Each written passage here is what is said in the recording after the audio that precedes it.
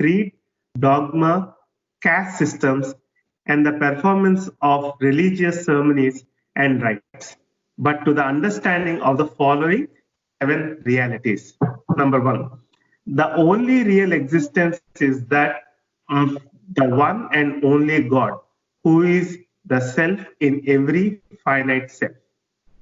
2, the only real love is the love for this infinity, which means God, which arouses an intense longing to see, know, and become one with its truth, which is God. Number 3, the only real sacrifice is that in which, in pursuance of this love, all things, body, mind, position, welfare, and even life itself are sacrificed. Number 4, the only real renunciation is that which abandons, even in the midst of worldly duties, all selfish thoughts and desires. Number 5, the only real knowledge is the knowledge that God is the inner dweller in good people and so-called bad, in saint and so-called sinner.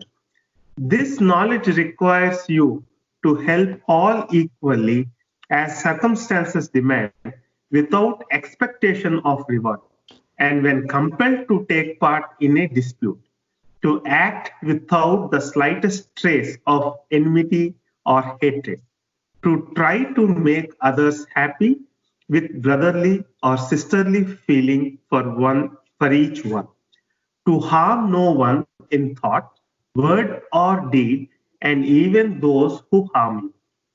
Number 6, the only real control is the discipline of senses from indulgence in low desires, which alone assures absolute purity of character. Number 7, the only real surrender is that in which the poise is undisturbed by any adverse circumstances, and the individual, amidst every kind of hardship, is resigned with perfect calm to the will of God. This message was especially significant because for the first time, Baba ordered thousands of copies of it printed and sent to his disciples and followers throughout India in order for them to distribute wherever they lived. Jai Baba. Jai Baba. Jai Baba. Prasanna, you can start your talk. Everybody, please mute. Mute.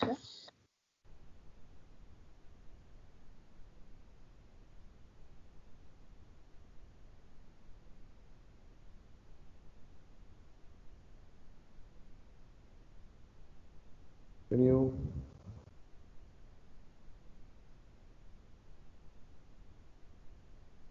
Can you see?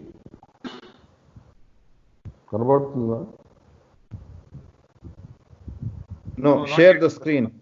Share your screen. Share screen. Yes, now we can see your screen. Prasanna, Jai Baba, ఒక్క నిమిషం. Jai Baba Prasanna, ka? Chapaka? don't go very fast, okay? Go a little slow so that we absorb the point. Can you see my screen now? Yes. Yeah. Yeah. Okay. Right. Is it blank screen? Oh. Okay. Jai Baba to everyone present here.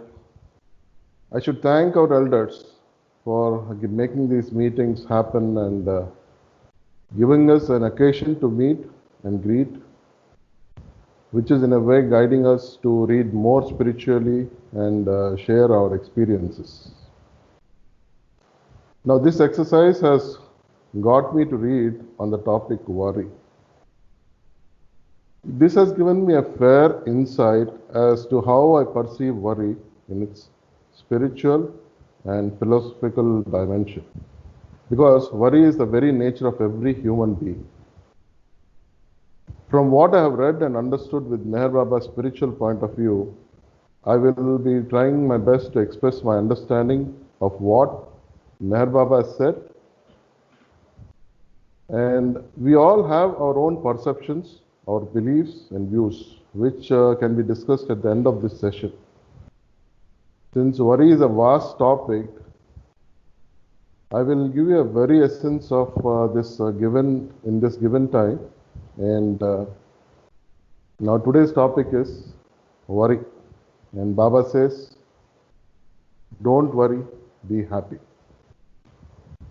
Well, coming to the topic, if you look at the origin of the word worry comes from an old English virgan, which means to strangle or choke. And over the time, it has been attributed to the cause of mental trouble or distress. Now, it is a kind of, worry is a feeling that makes one feel unhappy and frightened. And coming to the definition of worry, it is an unpleasant feeling that makes one feel unhappy, frightened, and it is an unpleasant emotion when a human mind reacts to while facing a problem or situation. Worry is primarily based on fear and uncertainty. It is that anxiety that is caused mentally when we think we might lose something important to us. It is the way one's intellect mind sees or reacts to a problem or situation. Now, philosophically, if we look at worry, as I said, like it's another dimension of our ego. The way we let go our worldly attachments. We start worrying because a desire is not fulfilled up to one's expectation. We worry because of fear of losing things, or things have not happened the way we have planned, or it has expected to occur. So when we worry, when the desires that are not fulfilled, could be because we do not want them to let go our attachments. Now, these thoughts, they ultimately end up getting caught in a vicious cycle in this intellect mind. And eventually the selfish element of this greed or lust will end up in frustration and anger. Now, worrying can affect the health in many ways that might be surprising. When worrying becomes more excessive, it can lead to anxiety disorders. It can increase blood pressure, develop headaches, sleeplessness. It can also interfere in the appetite. It can influence your lifestyle, habits.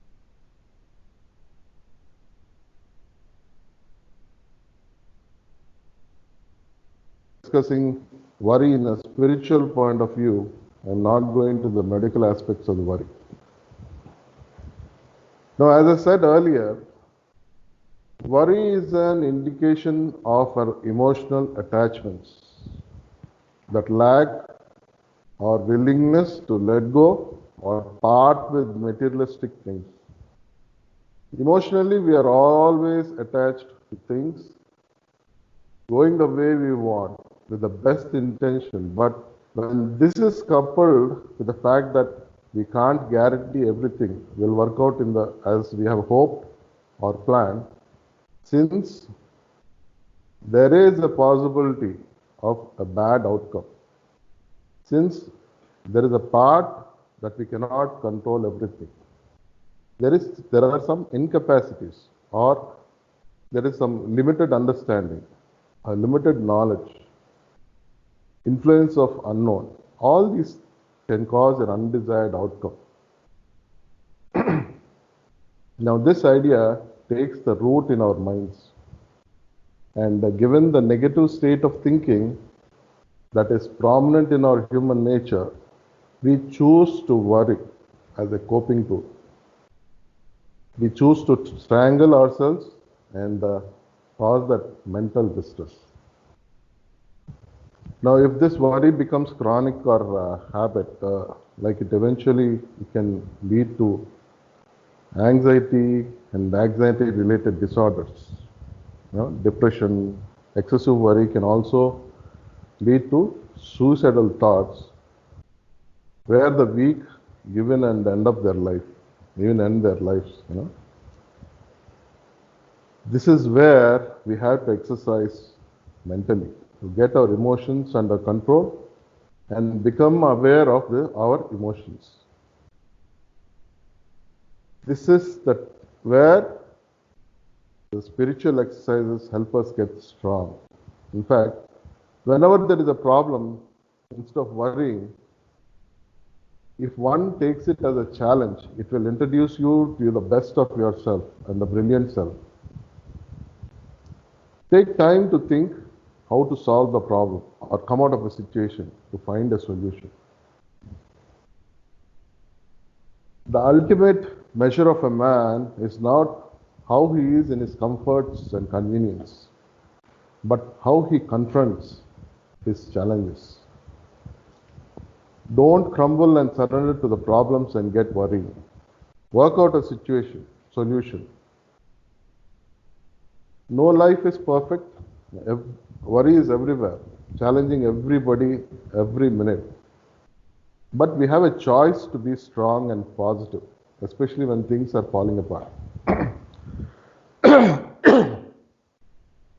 It is the attitude, how we respond to these challenges, how we grace under pressure, which not only makes us strong and confident, but also inspiring to others.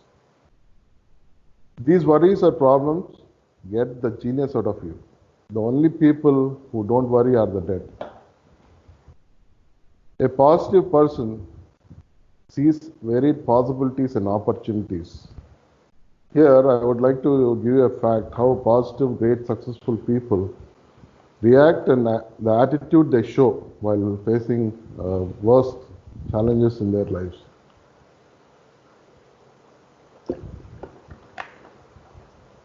Now, we all know Thomas Edison, a great scientist who has invented the light bulb, the only scientist over 1,000 patents. One evening, there is a big blazing fire in the middle of the city. Now, this fire was destroying a big building, and this happens to be the office and the lab of Edison at the age of 60 years. The flames of the fire were, burning down his office and his lab. He was watching this blaze from a distance, standing across the street.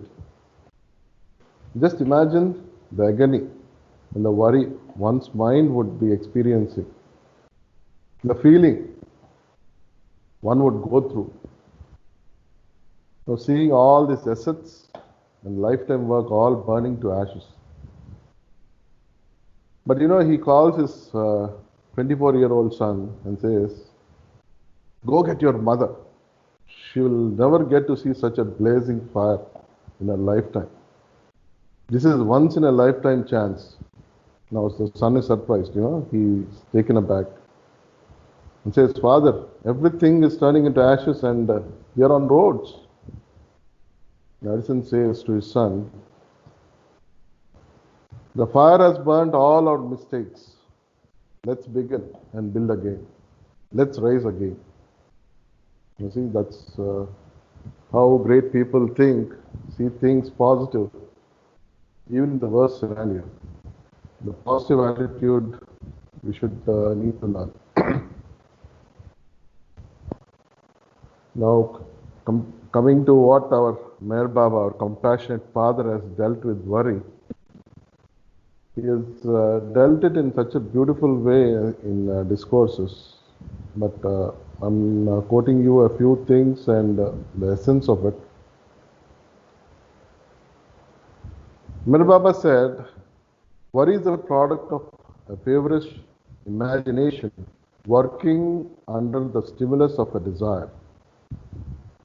Worry has never done good to anybody.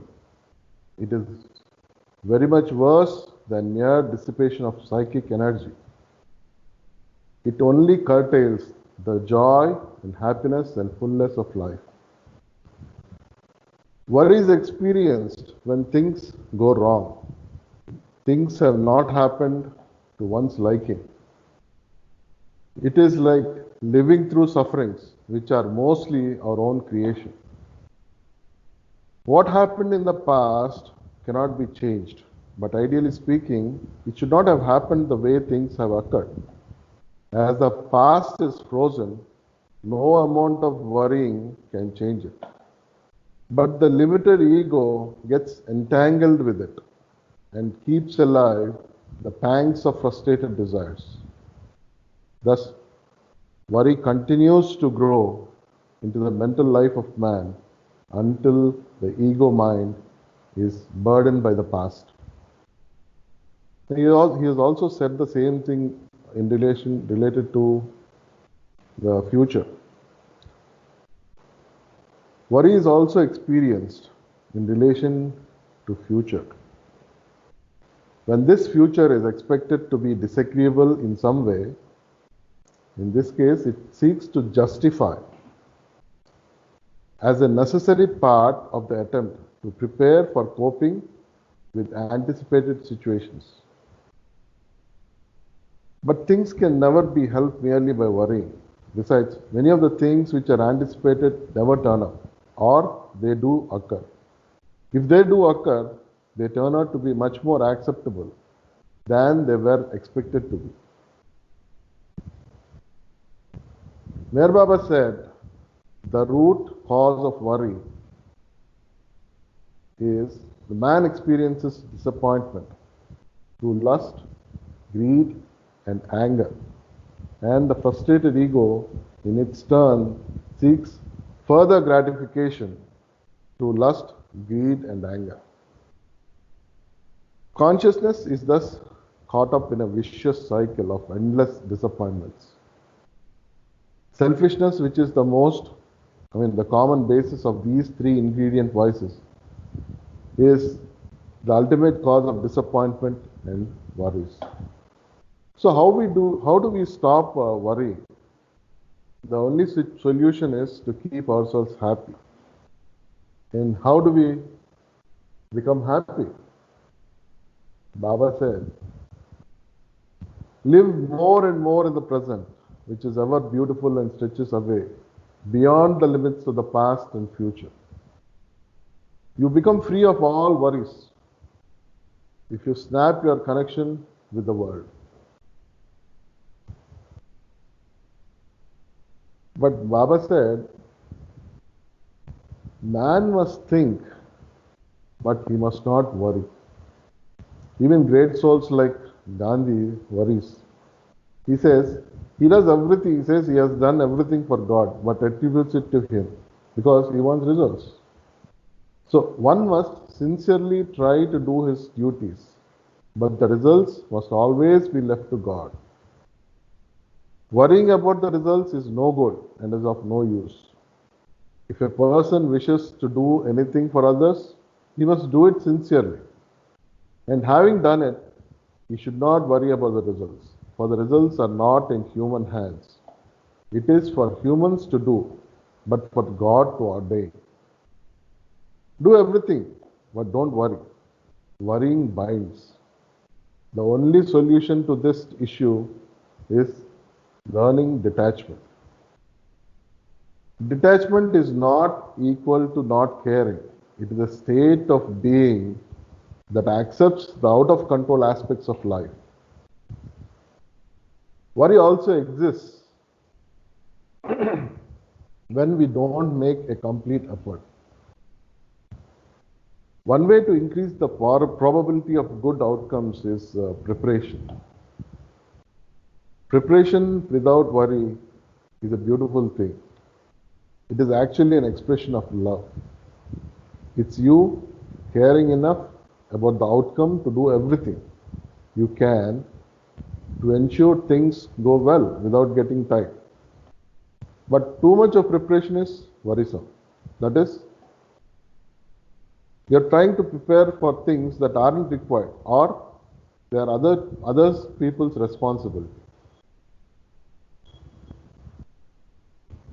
Baba said, with this limited intellect mind, man always tries to limit that limitless God. He tries to see beyond the horizon. There is a whole universe beyond the world. What you think is real is just my dream and unreal. The only reality is God alone is real. I say with my divine authority, love me, and your worries will vanish. Having listened to what Meher Baba said, I shall share a small story about how our worldly, material and physical pleasures impede our spiritual progress and binding. As a Sadguru with his disciples, he was returning to his ashram. It was a moonlit night.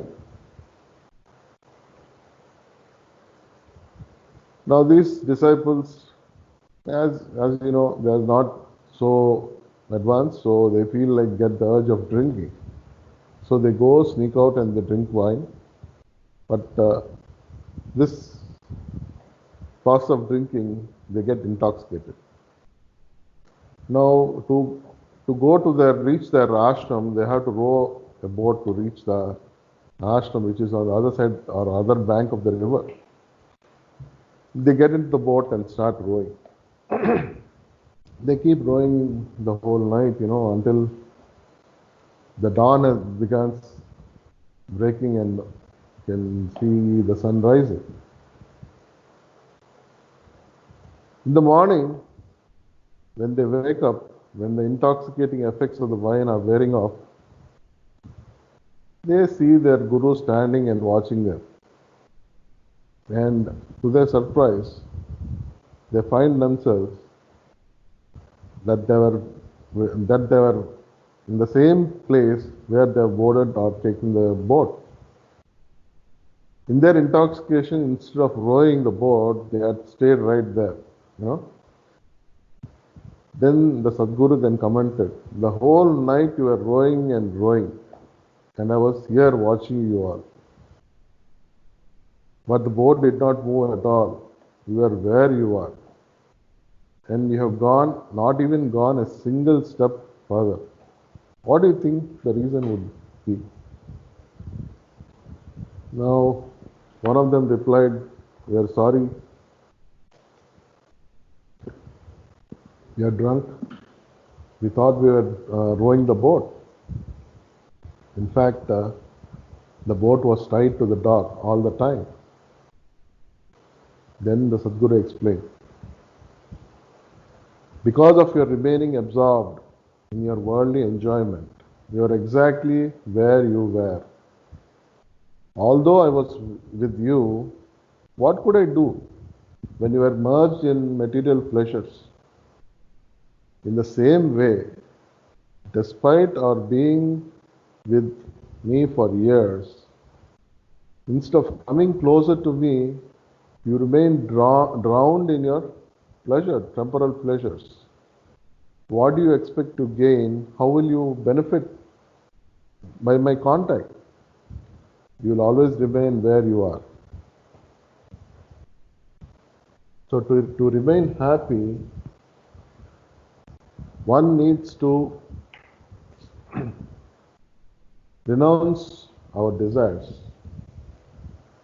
Renunciation of desires does not mean we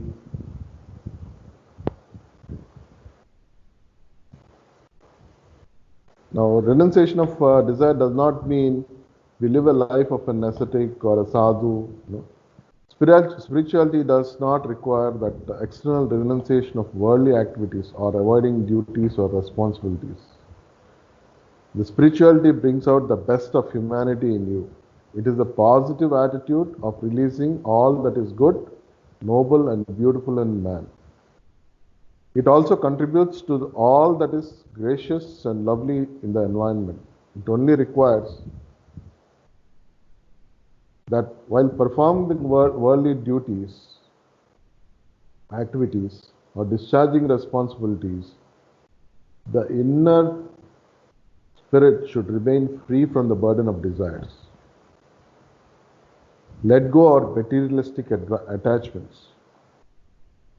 We consciously have to make an effort to control our selfish desires of lust, greed, anger, and let go our attachments to materialistic things. And this is the only conscious human effort that is required. Now Baba said, when worry becomes troublesome, think of me more and more. All your worries will dwindle into nothing. For there are really nothing. This is all an illusion.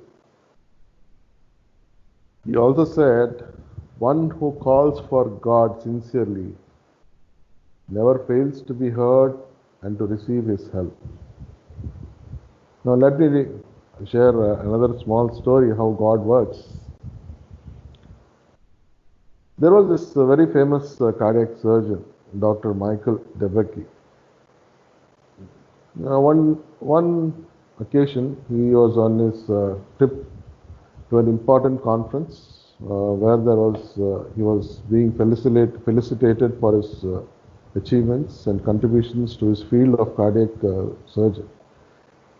So on reaching his airport, the weather was bad and the flights got cancelled. And so his secretary said, sir, since you have the sufficient time, you can take the road and you can make it in time. So the surgeon agrees and starts driving in the bad weather. But the stormy weather starts getting bad towards, and the visibility, becomes lesser and lesser. In the process, he misses his route. He gets lost, and to a point where there is no communication. Nothing seems to be working, and the storm has become very bad. He couldn't go further. He looks around for some shelter. He finds a small light in a cottage where he stops, seeking shelter. He knocks the door and is greeted by a lady who readily offers him shelter. While waiting, the doctor observes that this lady is busy praying over a child in his adjacent room. Now, curiosity gets to him. He asks the lady, "What is the problem?" She says her child is suffering with a heart condition, which can be treated only by surgery. And only one famous doctor, Michael, can do that surgery or perform that surgery. But we are poor farmers. We cannot afford such an expensive treatment. My husband has gone to town to get his medicines. So all we can do is pray God.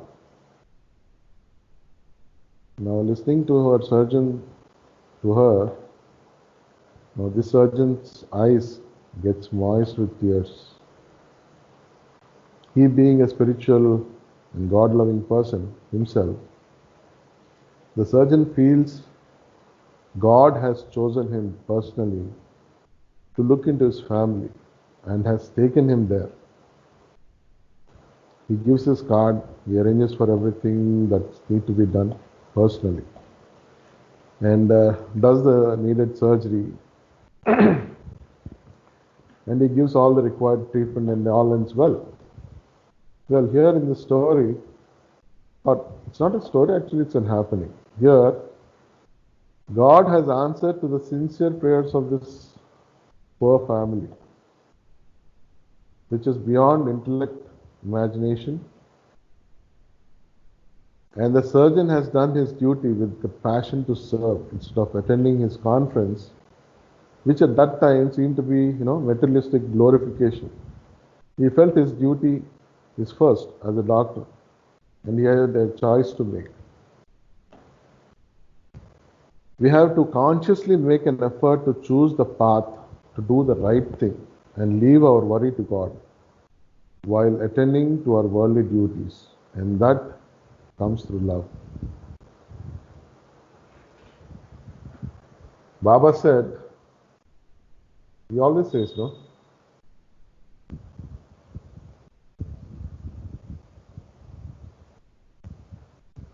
One second.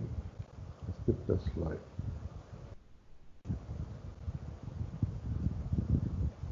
Okay, right. Baba said, do not listen to the voice of the mind. Listen to the voice of the heart. The mind wavers. The heart does not.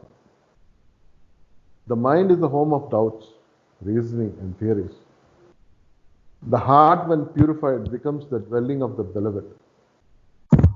Rid your heart of low desires, malice, selfishness, and God will manifest in you as a true self. When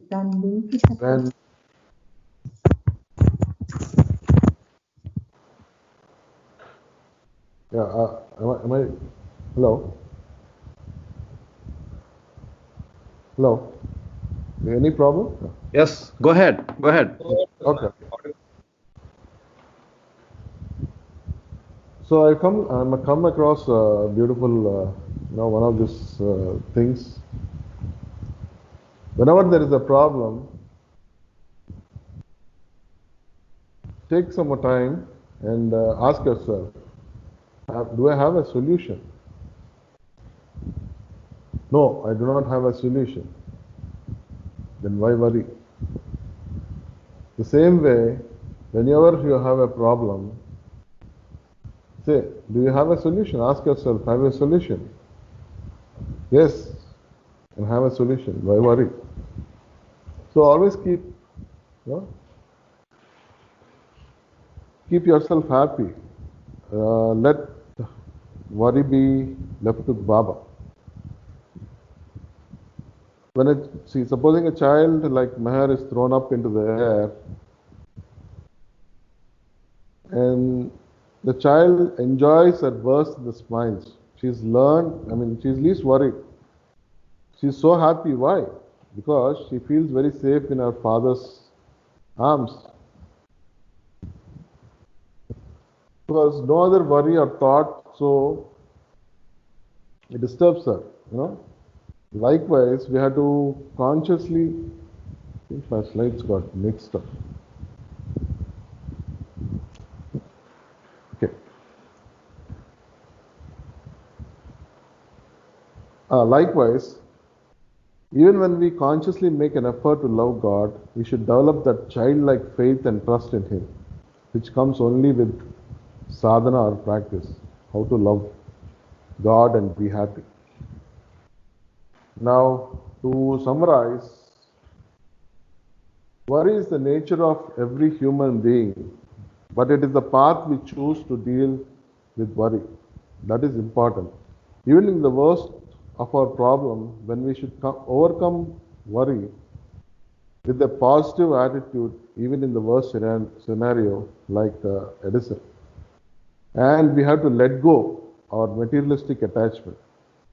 We have to make conscious and constant effort to love God with childlike faith in our Father.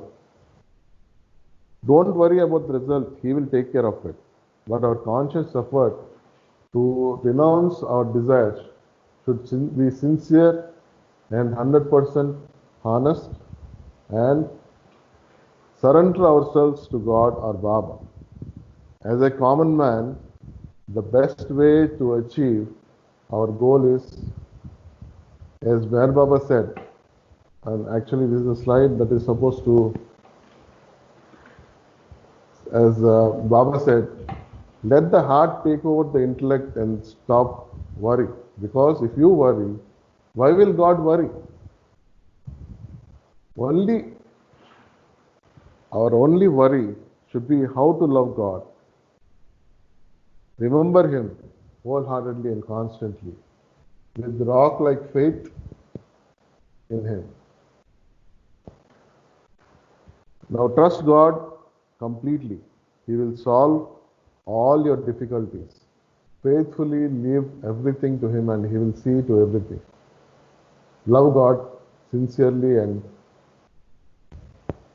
He will reveal Himself to you.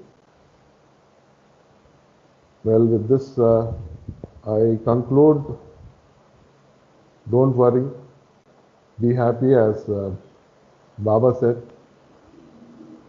Thank you for your very valuable time and giving me this opportunity and giving me this topic about worry. Jai Baba.